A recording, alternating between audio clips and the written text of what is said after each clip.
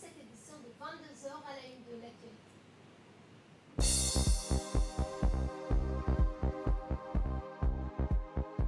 Le Premier ministre Abdelkader Kamel Mohamed a reçu ce matin le nouvel ambassadeur d'Allemagne accrédité à Djibouti. Dans l'actualité internationale, la communauté internationale s'est engagée au soutien du Liban et s'est accordée sur une aide de 252 millions d'euros. Bonsoir à tous. Le Premier ministre Abdelkader Kamel Mohamed a reçu ce matin au salon d'honneur de la primature le nouvel ambassadeur de la République d'Allemagne accrédité à Djibouti, M. Michael Holzer. La visite du nouvel ambassadeur d'Allemagne s'inscrit dans le cadre de sa tournée de prise de contact avec les plus hautes autorités du pays. Le Premier ministre a souhaité la bienvenue aux diplomates allemands avant de passer en revue les bases de la relation bilatérale entre les deux pays. Quant à l'ambassadeur, il a exprimé sa joie de travailler à Djibouti. Il compte mettre à contribution sa longue expérience de diplomate acquise durant ses précédentes missions en Burundi, Tanzanie et à Bruxelles. Les deux hommes ont pris donc par la suite évoqué les plusieurs sujets d'intérêt commun dans la coopération et exprimé le souhait de partager, développer un vrai partenariat de développement économique et sanitaire. L'indication de chacun d'eux pour former des relations économiques plus renforcées de santé dans les conditions sanitaires actuelles de lutte contre l'épidémie du Covid-19. Dans l'actualité également, le ministre des Affaires étrangères de la coopération internationale, Mahmoud Ali Youssouf, a reçu ce matin Madame Telkou, chargée donc de la diaspora éthiopienne. Les discussions ont porté sur les relations bilatérales entre nos deux pays et les voies et moyens de les consolider encore davantage. Le président de l'autorité des ports et des zones franches de Djibouti, Aboubakar Amar Hadi, a reçu ce matin dans le parc industriel de Demerjog, le directeur général du Fonds souverain de Djibouti, Mamadou Mbie. Après cette visite du port de Demerjog, Aboubakar Amar Hadi a tenu une réunion avec cette délégation au cours de laquelle il a discuté sur les opportunités dont jouit le port de Demerjog, qui se situe à proximité de l'Éthiopie et du Soudan du Sud, qui facilitera donc les transports. Au cours de cette réunion, les deux parties ont discuté des infrastructures en cours telles que le Rissi Bringing, Demerjog Wal Terminal, le Business Center, l'ancien port de Djibouti et les jets pétroliers. Après cette visite, une présentation a été faite par Mohamed Aref, chef de département marketing, sur les projets d'infrastructure actuels et à venir et sa vision à long terme, y compris les chemins de fer et les plans aériens et les grandes capacités portières.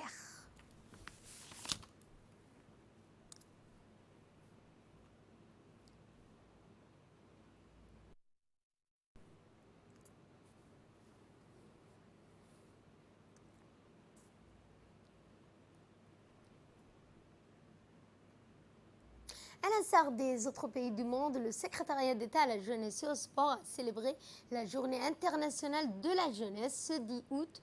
À l'occasion, plusieurs dizaines de jeunes de la localité de Goubeto sont à l'honneur cette année. Ils découvrent à la faveur de cette journée hautement symbolique à l'échelle planétaire le patrimoine national, voire des sites historiques, à travers une série de visites guidées étalées sur 2 jours. Les jeunes de Goubeto ont été installés au service donc au CDC de quartier 3 avant de prendre la mer pour une sortie aux îles Moucha. Le secrétaire d'État à la jeunesse et au sport, Hassan Mohamed Kamil, a voulu, par le biais de cette célébration de la Journée internationale de la jeunesse, introduire avec la découverte des échanges interactifs entre jeunes de différentes zones, une nouvelle réflexion propice à l'émergence d'un sentiment d'appartenance à un pays, à une nation, à un peuple, bref, à l'amour de la patrie.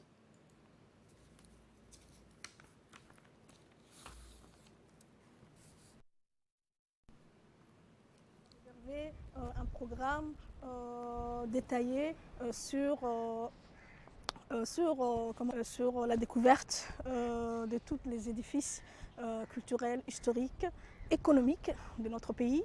Nous nous retrouvons aujourd'hui ici à l'île Moucha, donc, dont ils ont vraiment aimé. Le colonel de la garde-côte djiboutienne et l'ensemble de la garde-côte djiboutienne qui ont collaboré avec le secrétariat d'État pour permettre aux jeunes de découvrir l'île Moucha, mais aussi pour la sécurité et pour leur enseignement les enseignements qu'ils ont donnés à ces jeunes en termes de natation, puisque c'est une première pour eux.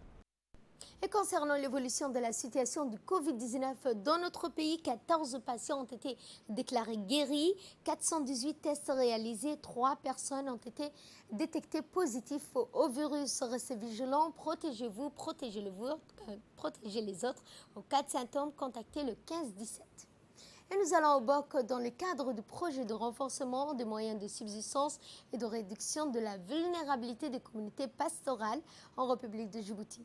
C'était fait une cérémonie de distribution de caprins de race améliorée aux éleveurs de Guéhéré, Lahassa et Korangar. A noté que ce projet multisectoriel est le fruit de la coopération entre le gouvernement et la Banque islamique au profit de ses habitants. Cet appui du projet de développement de l'élevage dans les zones d'intervention nord du projet s'est concrétisé avec la distribution de 250 chèvres de race locale et 15 caprins, boucs et chèvres de race améliorée aux 50 éleveurs de ces localités. Ces opérations ont pour but donc de la reconstitution du cheptel de zones décimées par des années de sécheresse récurrentes et l'amélioration génétique de ces races locales avec l'introduction de ces 2 races caprines reconnues à travers le monde comme étant performantes. On reste toujours au nord et dans le cadre de la deuxième phase du transfert monétaire du Programme national de solidarité famille. Ainsi, la mission conjointe initiée par le ministère des Affaires sociales, des Solidarités, en collaboration avec le ministère de la Santé ainsi que le secrétariat d'État à la décentralisation se sont rendus à Tadjoura.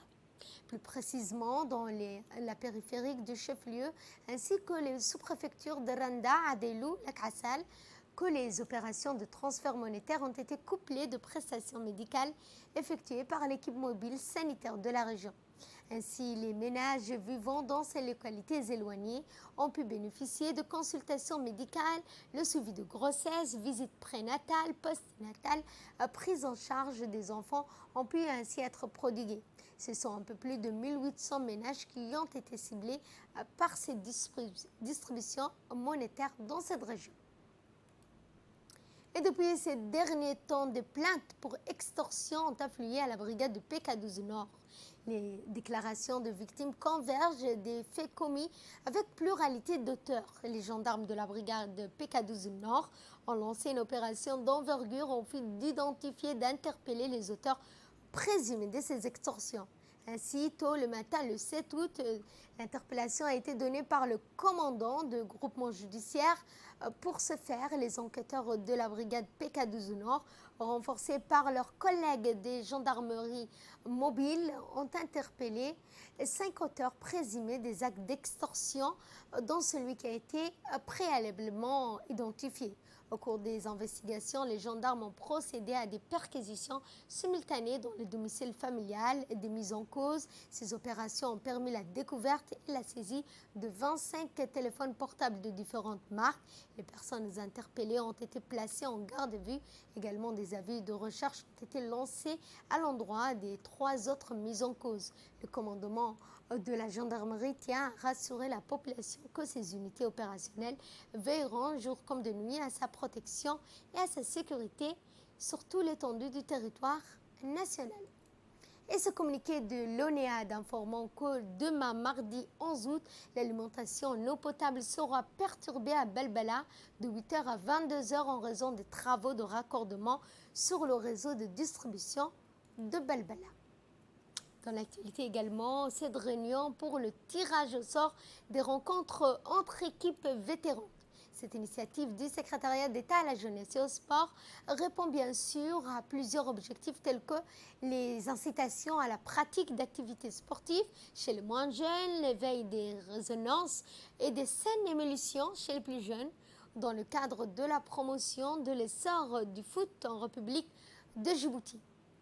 Eh bien, à l'issue du tirage au sort public, transparent, les équipes sont reparties en deux boules, groupe A, groupe B, des matchs qui se disputeront au centre national de l'ancien stade municipal et le coup d'envoi sera donné ce jeudi.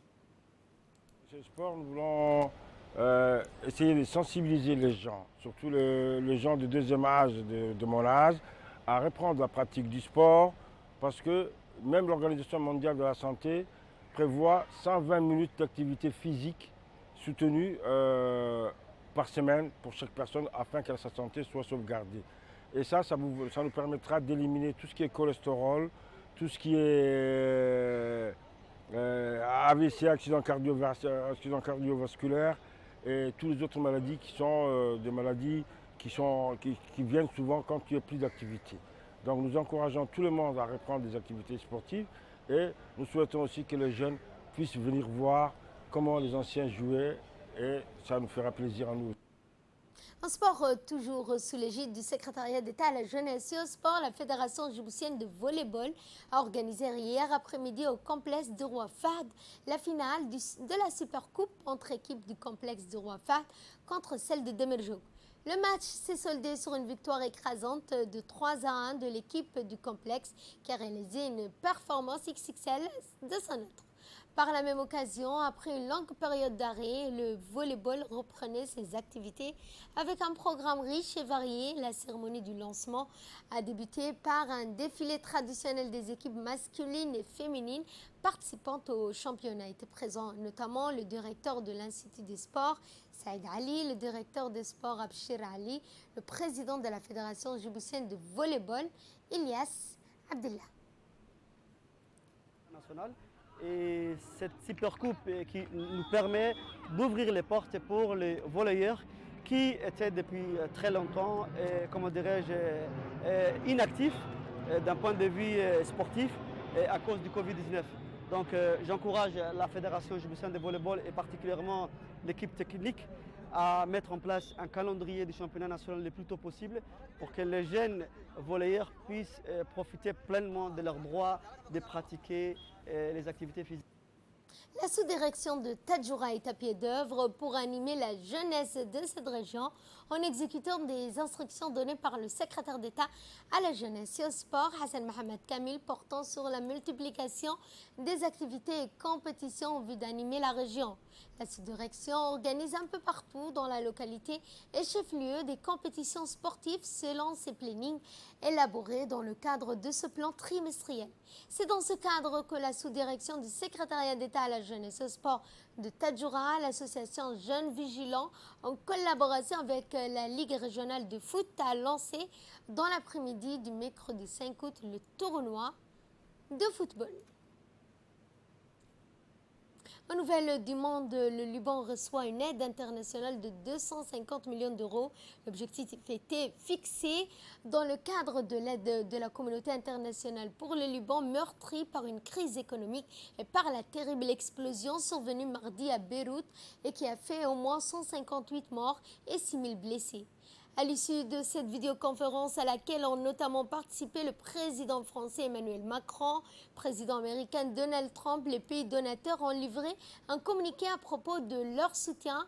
Les participants ont convenu que leur assistance devrait être coordonnée sous l'égide des Nations Unies qui fournit directement à la population libanaise avec le maximum d'efficacité et de transparence.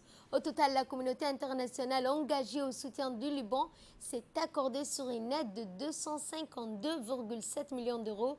30 millions d'euros viendront de la France. L'Union européenne apportera plus du double. Cette aide est déjà en cours et sera pour la suite délivrée sous coordination de l'ONU sans condition. L'aide humanitaire d'urgence a été évaluée par l'ONU à 116 millions d'euros. Elle concerne la santé, l'alimentation et la remise en état de bâtiments et autres infrastructures. Voilà, c'est sur ce point que cette édition touche à sa fin. Merci à vous de nous avoir suivis. Excellente soirée à toutes et à tous.